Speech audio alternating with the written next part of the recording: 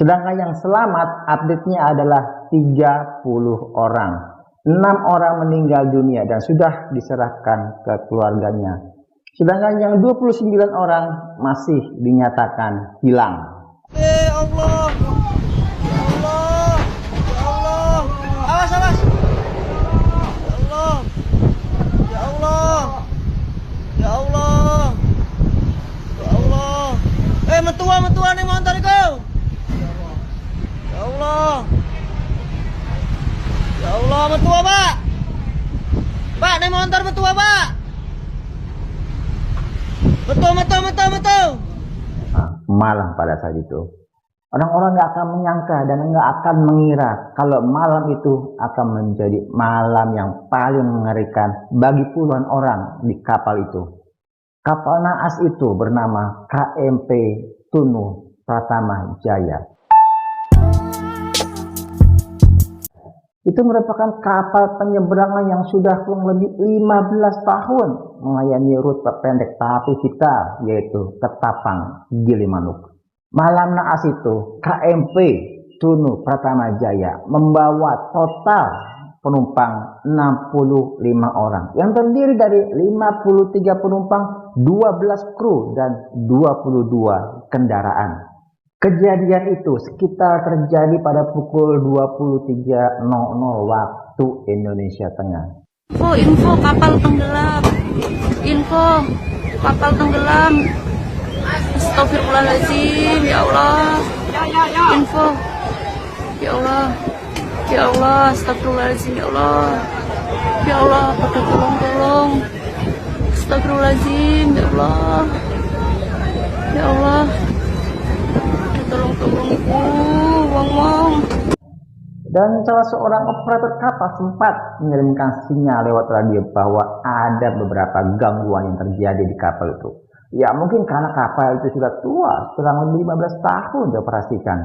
Sialnya lagi, tidak lama setelah itu listrik padam total. Otomatis semua orang bingung harus bagaimana karena keadaan di dalam kapal itu gelap gulita. Dan juga hantaman ombak yang sangat besar menghantam lambung kapal itu. Bayangin aja, posisi tempat itu sudah gelap gulita, ombak menggulung besar. Apalagi itu semua orang panik dan posisi kapal itu sudah hilang keseimbangan. Dan kru buru-buru mengeluarkan sekoci untuk menyelamatkan para penumpang. Tapi karena blackout komunikasi dan juga sistem pompa mati total, otomatis kapal susah untuk dikendalikan lagi. Dan cuma dalam hitungan menit KMP Tunu Pratama Jaya akhirnya terbalik dan tenggelam di Selat Bali. Beberapa orang alhamdulillah berhasil naik ke sekoci, tapi beberapa di antara lainnya berenang sambil memegang pelampung seadanya dan banyak juga yang terperangkap di dalam kapal itu.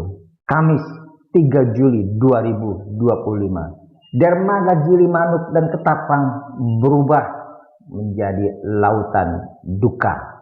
Orang-orang berdatangan panik dan mencari informasi mengenai keberadaan familinya, saudaranya, temannya. Semua mereka plek-plek di dermaga itu untuk mengetahui semua informasi yang perlu mereka dapatkan. Evakuasi pun secepatnya dilakukan oleh Basarnas, TNI Angkatan Laut, dan Polisi Air. Mereka bergerak secepatnya. Hingga narasi ini saya buat, 31 orang sudah ditemukan selamat, 5 orang meninggal dunia, 30 orang belum diketahui keberadaannya, masih hilang.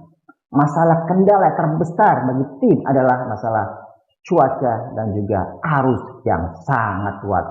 Dari peristiwa ini, satu pertanyaan di benak adalah, kenapa bisa tenggelam? Dari data awal ada beberapa dugaan. Dugaan pertama adalah karena kapal itu sudah tua, sudah 15 tahun berlayar, dan kondisinya belum tentu prima. Yang kedua adalah blackout atau listrik mati total. Dan inilah yang membuat sistem kelautan lumpuh total. Menurut data update manifest penumpang, total orang yang berada di kapal itu ada 65 orang. dengan perincian 53 penumpang dan 12 kru. Sedangkan yang selamat update-nya adalah 30 orang. 6 orang meninggal dunia dan sudah diserahkan ke keluarganya. Sedangkan yang 29 orang masih dinyatakan hilang. Ini jadi pengingat untuk kita, seperti di negara Indonesia ini yang merupakan adalah negara maritim. Laut bisa menjadi teman, tapi bisa juga menjadi neraka jika kita meremehkan keselamatan penumpang.